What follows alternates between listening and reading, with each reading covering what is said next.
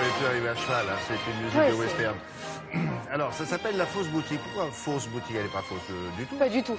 Ouais. C'est pour trouver un nom sympathique. Et c'est une initiative qu'on va retrouver à la fois sur Internet, mais dans le dur, dans le vrai. Vous savez, on a ce qu'on appelle des pépinières. C'est-à-dire qu'on regroupe des talents du web au même endroit, on leur donne la possibilité de développer leur start-up. Et bien là, c'est un peu la même chose avec des designers, des créateurs.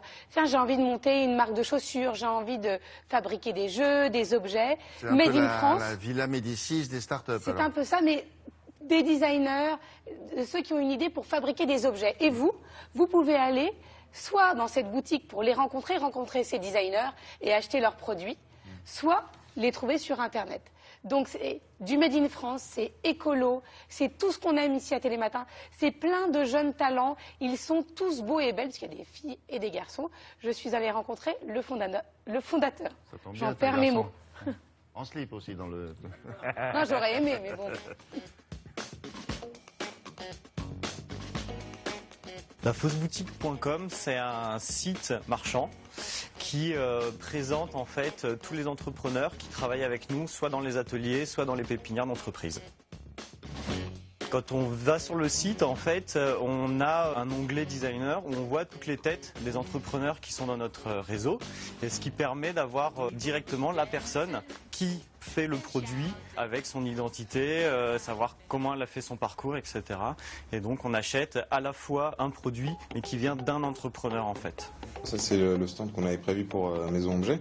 Donc on a un petit 9 mètres carrés. Alors les entrepreneurs sont des gens qui ont soit quitté le milieu salarial pour se lancer avec la création d'un produit, soit des gens qui sont de formation créateurs. Et du coup on les a dans les ateliers et ils fabriquent aussi bien des bijoux, des vêtements, des accessoires, de la sérigraphie, de la lessive pour hommes, des caleçons.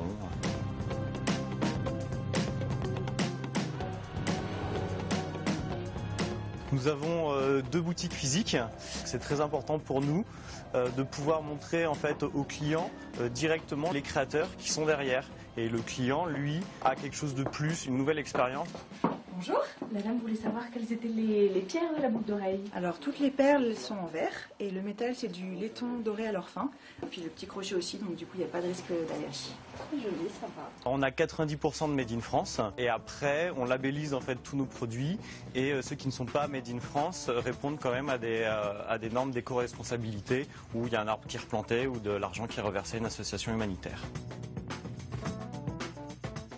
Les produits commencent à peu près à 5 € et au maximum on a des produits à 400 €.